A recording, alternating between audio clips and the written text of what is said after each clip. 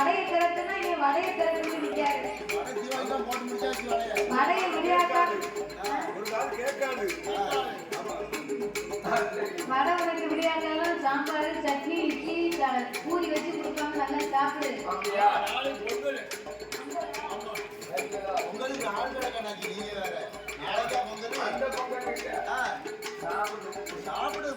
பொங்கலே கொடுக்காருங்க, பொங்கல் அன்னைக்கு அடே மந்திரி, என்னை பார்த்து வருவே சண்டைக்கு வர சொன்னானா? திரட்டுதான் படையை சண்டைக்கு போவோம். ஏன்னா சண்டைக்கு போவோம்னா நம்ம கிட்ட படை இருந்தா தானே நம்ம சண்டைக்கு போகலாம். ஆனப்படை, குதிரைப்படை, ஒட்டகப்படை இதெல்லாம் ஒரு காலத்துல இருந்துச்சு, ரொம்ப கிளம்பா இருந்துச்சு. ஆனா இப்ப வந்த பஞ்சத்துல வரக்கூடிய படையெல்லாம் சாப்பாடு இல்லாம இட்டு போயிருக்கு. ஆனப்படை என்ன ஆச்சு? அப்ப குதிரைப்படை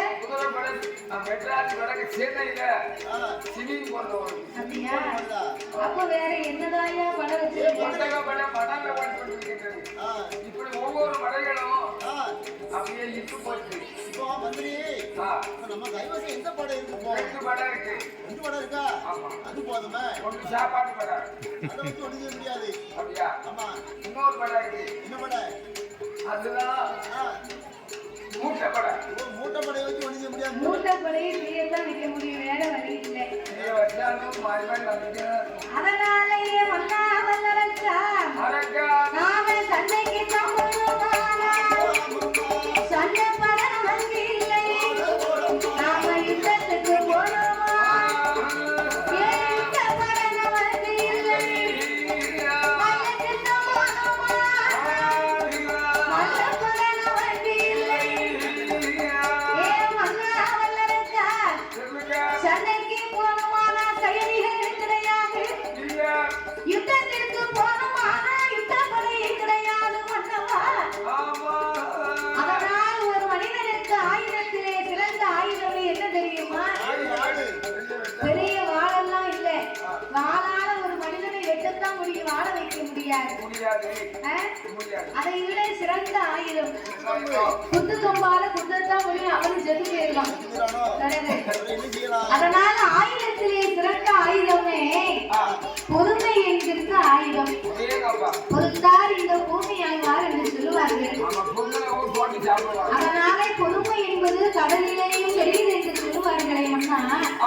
அதனாலே சற்று தாங்கள் பொறுமையாக இருந்து, அதாவது ஒருவன் நம்ம எதிர்த்து நிற்கிறான்னு சொன்னா ஒண்ணு பணம் இருக்கணும், இல்லைன்னா 10 சனம் இருக்கணும். ரெண்டுமே இல்லைன்னா என்ன செய்ய முடியும்? ஒண்ணும் செய்ய முடியாது. அதனால நம்ம எதிர்த்து வாராங்களையான நம்ம கிட்ட அதற்கு தகுந்த ஆயுதம் நமக்கு வேணும்னா, அதனால நீங்க என்ன செய்யணும் தெரியுமா? ஆண்டவனாகிய சிவபெருமானை எண்ணி 8வது மலையிலே எமயகிரி பர்வதத்திலே சென்று ஆருணியவனத்திலே நீங்கள் அரும்பெரும் தவங்களை செய்து 5 பேருக்கு நீங்கள் அக்கினி விளக்குகளை வாங்கி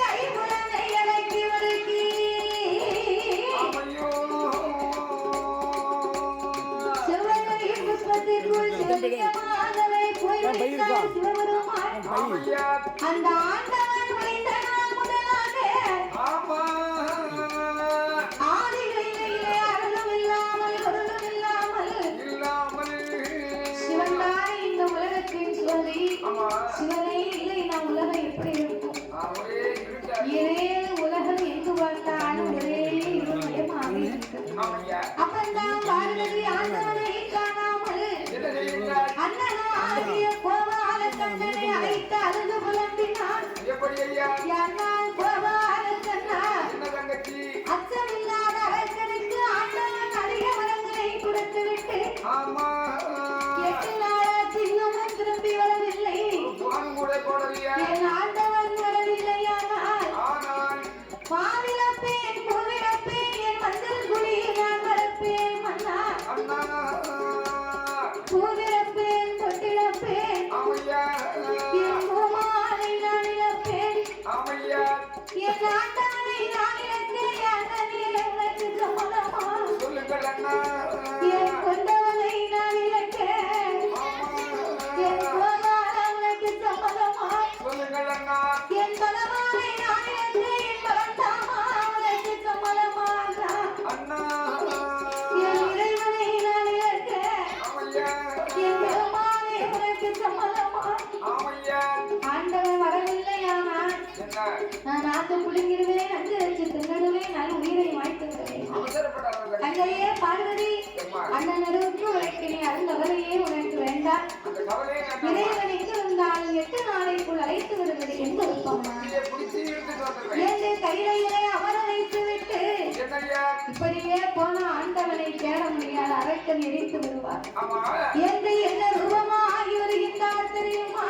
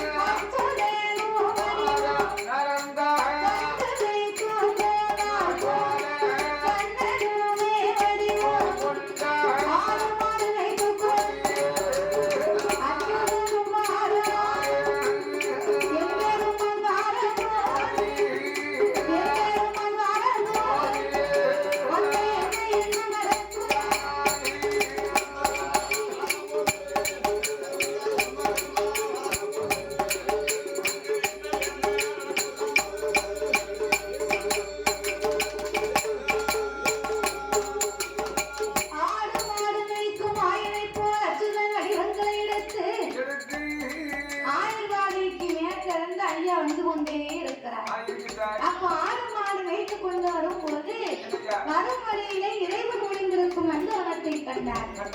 இதுவரைக்கும் பாலைவனமா இருந்தது சோலைவனமா இருக்கு அப்படின்னு ஆடு மாடை நினைத்து கலைப்பு தீர கண்ணபுரான் கீதங்களை வாசித்தார். இவர் கீதங்களை வாசிக்க சிவனை கொப்புக்குள் இருக்கும் சிவனால இருக்க முடியவில்லை. அவர் இசைக்கு மயங்கி நடனப்பிரிய நடராஜ பெருமா எப்படி ஆடுகின்றார்? திட்டி மிதி மிதி மிதி மிதி சிவனும் ஆட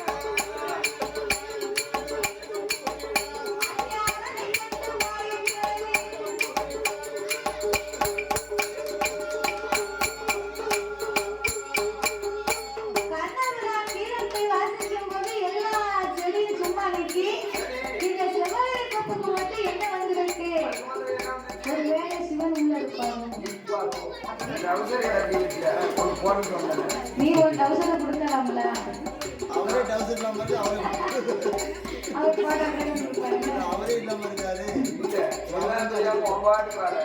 அவன் கண்ணே அந்த இன்பம் பார்த்த உடனே சிவன் ஒரு வேலை உள்ள இருப்பாரு எங்க அத்தானோ அத்தா மச்சானோ மச்சான் அப்படின்னு 5-6 சத்தம் போட்டார். ஆண்டலை உண்டு இருந்து கொண்டு அத்தான் என்று சொல்ல அவைய அறிவு கட்டாரக்கா மச்சான் என்று சொல்லாத என் வானகத்தே வல்லரக்கா அப்படி என்று ஆண்டலை உள்ளிருந்து குரலை கொடுத்தார். அப்போது கண்ணபுரா பெருக்கன்னு சிரிக்காரு. ஏன் அரக்கம்னு நினைச்சுதான் ஆண்டலை உள்ள போயிருக்காரு. சிவன் பார்த்தார்.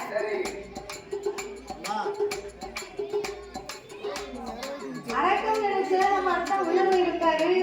இவர் புட்டை விட்டு வெளியே வரணும்னு சொன்னா இவர் செய்யற லீலையை நம்ம இன்னைக்கு எடுத்து சொல்லணும் அப்படின்னு சொன்ன உடனே கண்ணனாகி எம்பெருமான் ஆண்டவனை கேள்வி பேசினார். அன்பு தில்லை அம்பலத்தில் ஆடி நின்றவார் அரங்கனுக்கு நாங்க எந்த அருள் ஒழிந்தவார் அந்தமானி கழப்பு ஏந்தி கையிலாண்ட கண்ணன் பேசிக்காது கேட்ட அண்ணலாக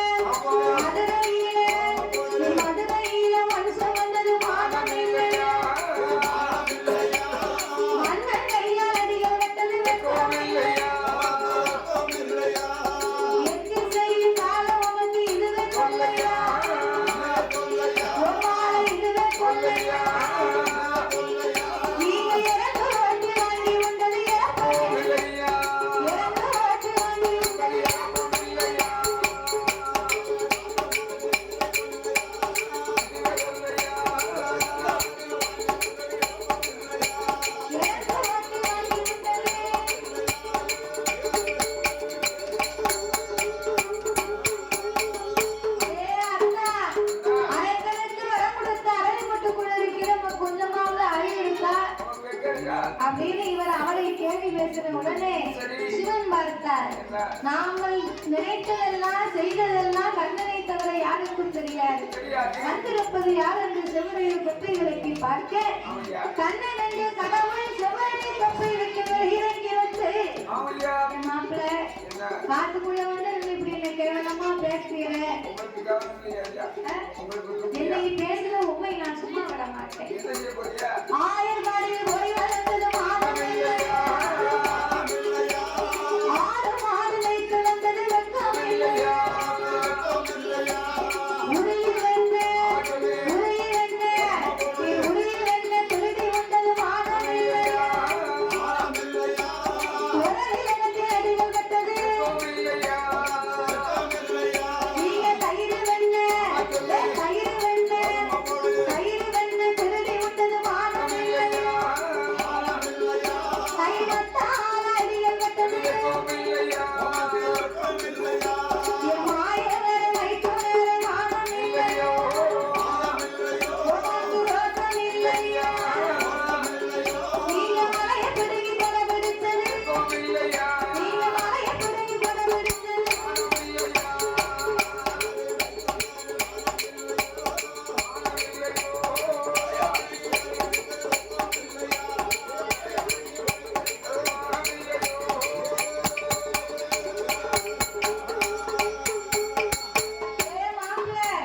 நானாவது மதுரையில பாண்டியவனை கையி ஆம்பளைக்கு ஆம்பளை அடிபட்டேன். ஆயுர்வாதில போய் ஒரு பொம்பளை கையால் அடிபட்டு நமக்கு வெக்கம் இருக்காவே, கொஞ்சமா நமக்கு மானம் இருக்கா அப்படின்னு இவரும் அவரும் மாறி மாறி கேள்வி பேசினார்கள். அப்ப சிவன் பார்த்தார். ஏ மாப்பிள்ள வேட்டி கட்டிருக்கிறது சரிதான், 1000 போட்டிருக்கேடா, அந்த வேட்டியும் கீழே இறங்க மாட்டேங்குது. வேட்டி கேட்டது அழகா பாரு, இந்த பொம்பளை சேலை தூக்கி சொல்லியிருப்பா பாரு அத மாதிரி ஏன் மாப்பிள்ளை எண்ணிக்கு அவன் முகத்தை பார்ப்போம். அந்த மாப்பிள்ளைக்கு என் பொண்ணை கட்டி கொடுக்கலாம்னு பார்த்தேன். யார காளியம்மாவையா? ஆமா, காளியம்மா ரொம்ப அழகா இருப்பாங்க. என் பொண்ணை கட்டி கொடுத்தோம்னா தாத்தாவுக்கு மூணாவது பொண்ணு. ஆமா, பேரு காளியம்மா. என் பொண்ணை கட்டி கொடுத்தோம்னா சொன்ன உடனே வேட்டி கீழே இறங்கிடுது. அடிக்கடி செங்கோட்டைக்கு வந்து போயிருக்கலாம். அப்படியா? ஏ மாப்பிள்ளை மாப்பிள்ளை பிடிச்சி ஏழை கேட்பாங்க. அறிவு இருக்கா? பொண்ணை கட்டி கொடுத்தா மதியானம்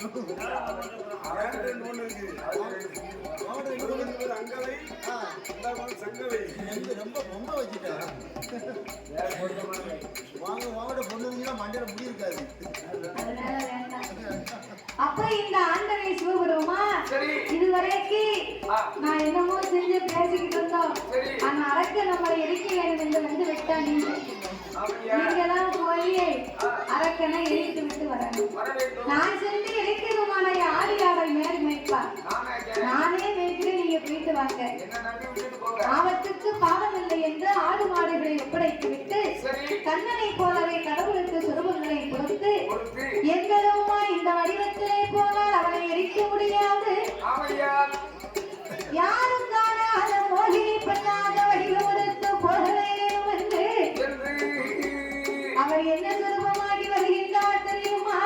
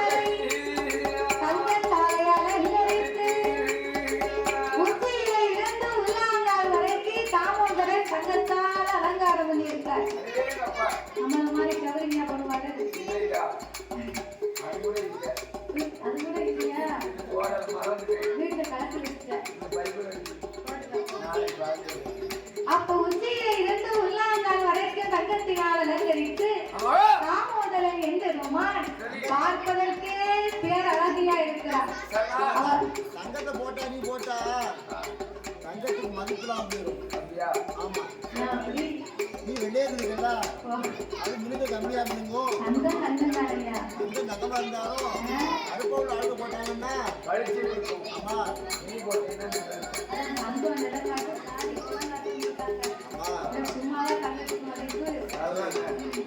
அதனால உச்சியிலிருந்து உள்ளாங்கால் வரை தங்கத்தினால் அலங்கரித்து தாமோதரன் மோகினியாக வரும்போது அவள் முகத்தழகை கண்டவர்கள் மோகம் கொள்வாராயிரம் பேர், பின்னழகை கண்டவர்கள் பேரழித்து பின்தொடர்வாராயிரம் பேர். அவள் முன்னழகும் பின்னழகும் முகத்தின் திருவழகும் இப்பேற்பட்ட ரூபமாகி மோகினி வரும்போது அரக்கன் காட்டு வழியாகவே நடந்து வந்தான். அரக்கன் அங்கிருந்து வந்தான். யாரடி பெண்ணை எவரடி நீ இப்பேற்பட்ட அழகா இருக்கிறாயா அம்மா? முதல்ல நீ யாரப்பா? நான் மாதான உலகத்தின் அரக்கன் பவளக்கண்ணியின் புருஷன். இறைவனை என்னை தவம் இருந்த 5 பேருக்கு அக்கினி வளங்களை வாங்கி ஆண்டவனை இருக்க வந்து அவரை எனக்கு பயந்து இங்கு போனாரோ தாங்கல. அவரை தேடி வந்தேன், உன்னையை கண்டேன். யாரம்மா என்று என்னிடத்திலே சொல்லு. கேளு கேளு மலையாள தேசத்தில் நான் அலைய சென்றமாக பிறந்தவள் 8 பேர். 8 நல்ல பெண்களைத்தான் எந்த மலையரசு தில்லை மாநகரில் சிதம்பரநாதருக்கு எங்கள் சிவகாமியை கொடுத்திருக்கும் 2வது